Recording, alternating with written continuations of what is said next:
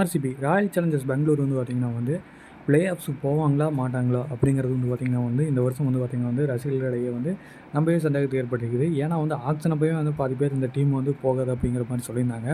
ஆனால் வந்து இப்போ நடக்கிறது பார்த்திங்கன்னா வந்து ஏன்னா வந்து ஒரு வெற்றியோடு வந்து பார்த்திங்கன்னா வந்து ஆர்சிபி அணி வந்துட்டு இருக்கிறாங்க.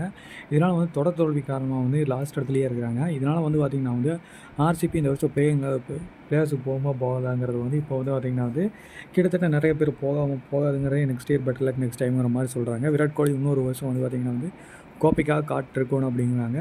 சில பேர் வந்து பார்த்திங்கன்னா வந்து நான் ஐபிஎல்ங்கிறது வந்து ஒரு இண்டிவிஜுவல் ஸ்போர்ட்ஸ் மேன்ஷிப்பாக இருந்தால் வந்து விராட் கோலி கிட்ட வந்து இப்போ எல்லாத்தோட வந்து அதிக கப்பு இருந்துக்கிற மாதிரி சில பேர் சொல்கிறாங்க.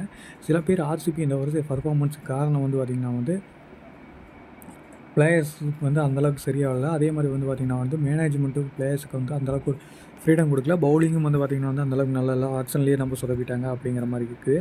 இதுக்கிடையில் வந்து பார்த்திங்கன்னா வந்து ஆர்சிபியோட ரீசன் வந்து பார்த்திங்கன்னா வந்து பவுலிங் வந்து பார்த்திங்கன்னா வந்து அந்தளவுக்கு ஒரு எக்ஸ்ட்ரான பவுலிங்கே இல்லைனாலுமே ஆனால் மிச்ச டீமோட கம்பேர் பண்ணும்போது ஓரளவுக்கே இருக்குது அப்படிங்கிறத மாதிரி தான் சொல்லலாம்.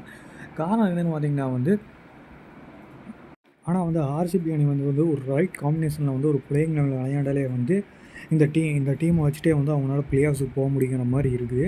அவரோட காம்பினேஷன் என்னென்னு பார்த்தீங்கன்னா வந்து உங்களுக்கு வந்து 4 ஃபாரின் பிளேயர்ஸ்னால் வந்து மேக்ஸ்வெல் ஃபார்ம் அவுட் இருக்கிறாரு. அதே மாதிரி க்ரீனே இவங்கெல்லாம் வந்து அந்தளவுக்கு ஃபார்ம் இல்லை.